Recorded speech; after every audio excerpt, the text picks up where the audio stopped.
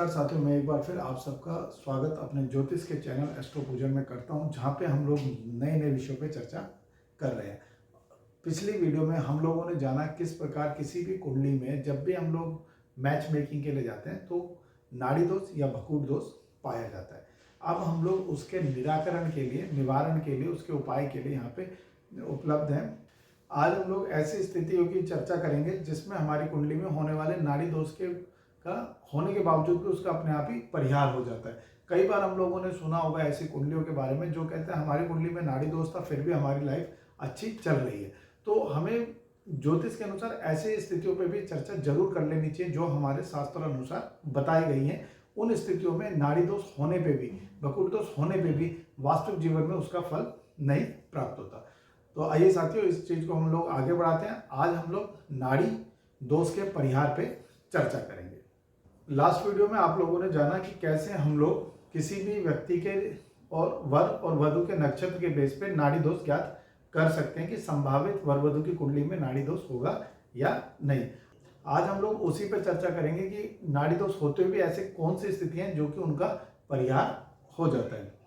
इसी से पहले हम लोग चर्चा को स्टार्ट करें, एक चीज मेरे को और बड़ी ध्यान आई। हमारे एक दर्शक ने पूछा था कि नाड़ियों को याद करने का कोई अच्छा मेथड हो तो बताइए, क्योंकि अलग अलग नक्षत्र में कौन सी नाड़ी है। तो इसी को मैं आप लोगों के साथ शेयर करने जा रहा हूँ। आपको ये कैसे लगते हैं कमेंट करके जरूर बताइएगा। जैसे आप अगर इसको सीधे क्रम में लेंगे, अश्विनी से हम लोग स्टार्ट करते हैं नक्षत्र, क्योंकि ये किसी क्रम में नहीं बटी हुई, लेकिन फिर भी आपकी सुविधा के लिए बताता हूँ। अश्विनी को सबसे ऊपर रखिए, अश्विनी, भरणी, कृतिका। इसके आगे जो हम लोग चलेंगे हमें नीचे से स्टार्ट करना है। इस तरीके से सर्पिलाकार हम लोग इसको बनाते हैं। तो अश्विनी, भरणी, कृतिका, रोहिणी, मृगशिरा, आद्रा, पुनर्वसु, पुष्य, अक्षरेक्षा, मगा, पूर्व फागुन, उत्तर फागुन, इसी तरीके से आगे हम लोग सभी नक्षत्रों को ज्ञात करें। अब पहले पौर पे जितने भी नक्षत्र आए वो सब के सब आदि नाड़ी को दर्शाते हैं। वहीं दूसरे पौर में आने वाले नक्षत्र हमको मध्य नाड़ी के बारे में बताएंगे और तीसरे पौर में आने वाले नक्षत्र हमको अनंत नाड़ी के बारे में बताते हैं। तो अब आप लोग किसी को भी बता सकते हैं, अश्विनी अगर नक्षत्र है तो उसकी आदि नाड़ी होगी। तो चलिए साथियों, अब हम लोग विषय को आगे बढ़ाते हैं कि नाड़ी दोष के परिहार पे चर्चा करते हैं। तो नाड़ी दोष नक्षत्र के बेसिस पे लगता है। अब हम लोग इसके परिहार पे चर्चा करें तो 3 बिंदुओं में इसके परिहार को हम लोग देख सकते हैं। पहला है समान नक्षत्र भिन्न राशियां।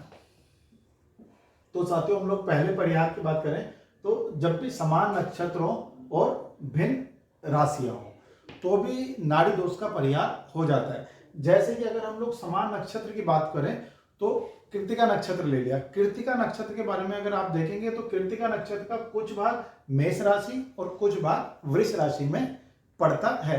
तो ऐसे अगर किसी का भी कृतिका नक्षत्र है तो उसकी अनंत नाड़ी होगी, और अनंत नाड़ी है लेकिन उसकी राशि अगर मेष है या फिर वृष है तो ऐसे में उसका नाड़ी दोष का परिहार मानना चाहिए। तो साथियों, अब हम लोग दूसरी स्थिति पर चर्चा करते हैं, भिन्न नक्षत्रों और समान राशियों।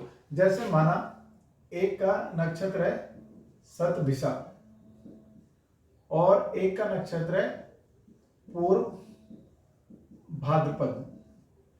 तो शतभिषा नक्षत्र की नाड़ी क्या है? मध्य नाड़ी। पूर्व भाद्रपद की नाड़ी क्या है? मध्य नाड़ी।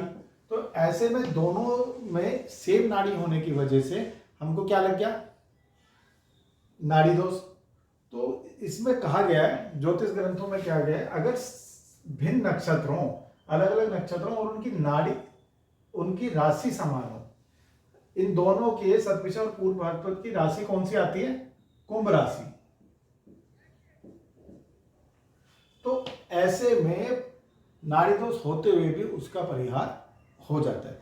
तीसरी स्थिति की हम लोग चर्चा करेंगे। तीसरी स्थिति होती है जब भी समान नक्षत्रों और चरण भिन्न हो।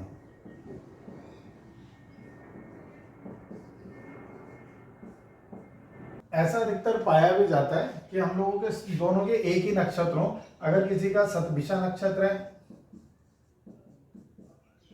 पहला चरण, एक का शतभिषा नक्षत्र है, तीसरा चरण। तो ऐसे में एक नाड़ी होने पे भी उसका परिहार माना जाएगा। तो अधिकतर जातक जातिका इस में आने के बाद ये दोष का परिहार हो भी जाता है। तो आप लोग जब भी कभी भी कुंडली मिलान करें तो इस चीज का जरूर ध्यान रखें कि कुंडली मिलान में नाड़ी दोष होने के बावजूद कहीं उसका परिहार तो नहीं हो रहा, क्योंकि कंप्यूटराइज कुंडली में और हम लोगों के द्वारा देखी गई कुंडलियों में यही अंतर है। वहां पे आपको परिहार के बारे में नहीं बताया गया, लेकिन हम लोगों को अपनी समझ के हिसाब से उसको देखना चाहिए।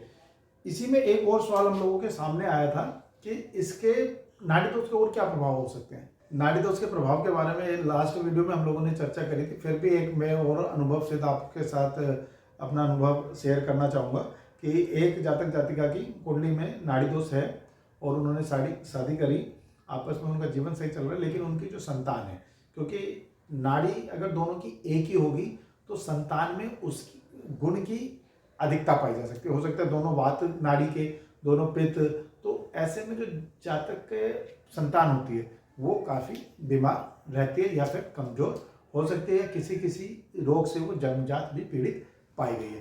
तो हम लोगों को कोशिश करनी चाहिए इस प्रकार के दोषों को बचा के चला जाए। आपको आज की वीडियो कैसी लगी, काइंडली आप हमको इसके बारे में कमेंट्स करके बताइए। अच्छी लगे तो लाइक कीजिए वरना डिसलाइक कीजिए। धन्यवाद।